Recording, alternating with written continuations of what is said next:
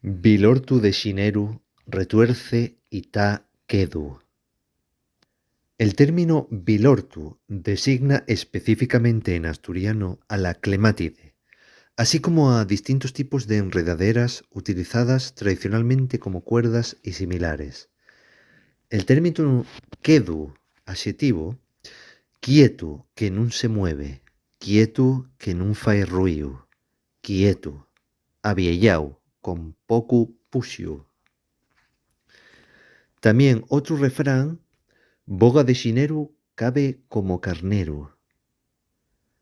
Véase boga, bops bops, pescado normalmente poco apreciado, pero que debe valorarse en épocas de carestía o poca producción agraria como enero.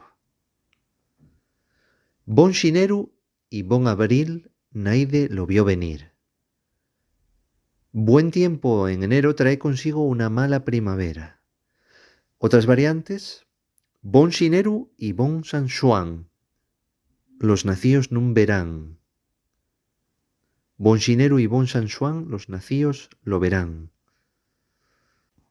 ¿Qué te parecen los refranes d'aujourd'hui? De Güey.